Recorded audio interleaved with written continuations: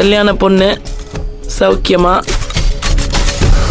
அது சரி, சௌக்கியமா இல்லாம என் மண்டபம் வரைக்கும் வந்து உட்கார்ந்துருக்க. நான் கூட உன்னை ரொம்ப தப்பா நினைச்சிட்டேன் பூங்குடி. என் வீட்டு வாசப்படி ஏறி வந்து என்கிட்டயே சவால் விட்டியா? ஒருவேளை இந்த பொண்ணு சொன்னதை செஞ்சு கெஞ்சு காமிச்சிடுவாளோன்னு பயந்துட்டேன்.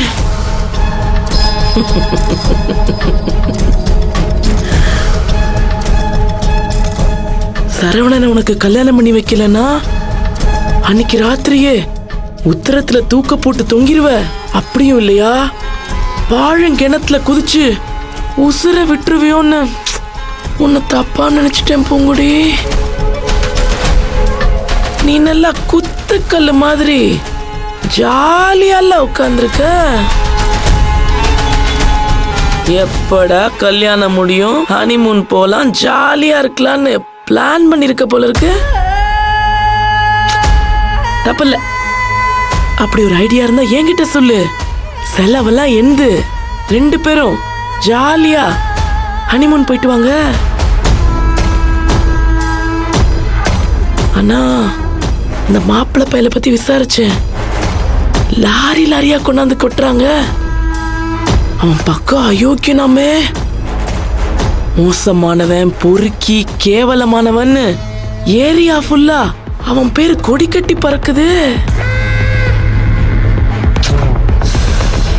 கேள்விப்படுற விஷயத்தெல்லாம் வச்சு பாக்குறப்ப உனக்கு ஜெயில வச்சுதான் ஹனிமூன் நடக்கும் போல இருக்கே. சரி, என்ன இருந்தாலும் ஒரு பொம்பளை மனசு ஒரு பொம்பளை தான் புரிஞ்சுக்கணும். உன்னை நினைச்சா ரொம்ப பாவமா இருக்கு பூங்குடி. என்னம்மா எதுவும் பேச மாட்டேங்கிற? நீ எங்க வீட்டுக்கு வந்தப்ப உங்கம்மா இல்ல, எங்கம்மா இல்ல, மங்கம்மா சபதம்னு ஒரே உடா விட்டியே, மறந்துட்டியா? சரி விடு பூங்குடி, உன்னை மன்னிச்சு விட்டுறேன். ஏதோ வா இருக்குங்கிறதுக்காக அப்படியெல்லாம் பேசிட்டேன். அத போய் நான் பெருசா எடுத்துக்க முடியுமா? விட்டுருவோம். விடிஞ்சா கல்யாணம், கவலைப்படாத. இருந்து ஆசீர்வாதம் பண்ணிட்டு தான் போவேன். வரட்டா?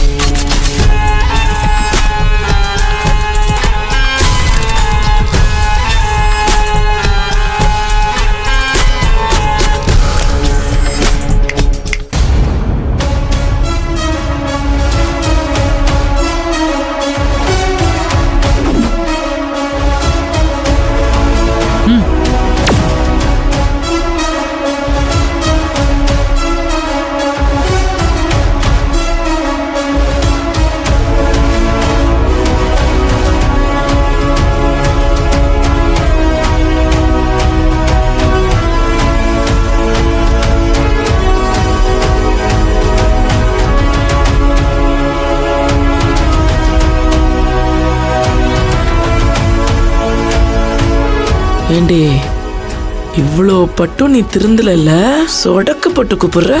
இன்னும் திமிரு அடங்கல. அது எப்படி அடங்கும்?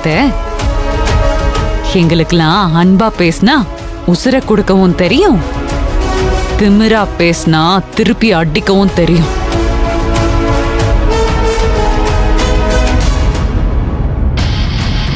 இங்க பாத்தியா கவலை, கீழே விழுந்தாலும் மீசையில மண்ணு ஓட்டலன்னு பழமொழி சொல்லுவாங்கல்ல, அந்த மாதிரி தோத்து போய் நிக்கிறப்ப கூட அசிங்கப்படாம என்கிட்டயே தம் கட்டுறா. ஐயோ அத்தை, நான் தோத்து போயிட்டேன்னு உங்களுக்கு யார் சொன்னது? ஏய், விடிஞ்சா உனக்கு கல்யாணம்டி. ஆமா அத்தை, விடிஞ்சா எனக்கு கல்யாணம். எங்க அப்பா ஆசீர்வாதத்தோட எங்க கல்யாணம் நடக்கும். நீங்க எங்கேயும் போயிடாதீங்க, நீங்க கண்டிப்பா இருக்கணும். அர்ச்சதை போட்டு என்ன ஆசீர்வாதம் பண்ணணும். என்னடா இவ இப்படி பேசுறாளேன்னு அதிர்ச்சியா இருக்கா?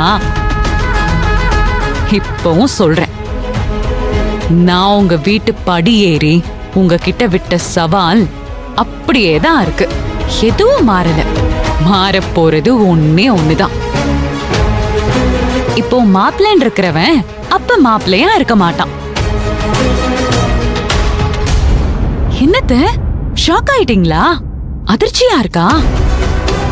ஐயோ அத்தை, அதிர்ச்சியில மாரடைப்பு வந்து பொட்டுன்னு போயிடாதீங்க. ஏன்னா நான் போட்ட சபதத்தை நிறைவேற்றணும்னா நீங்க உசுரோட இருக்கணும். அத்தை, காலையில வரைக்கும் கண்டிப்பா நீங்க இங்க இருக்கணும். எங்கேயும் போயிடாதீங்க. ஏய்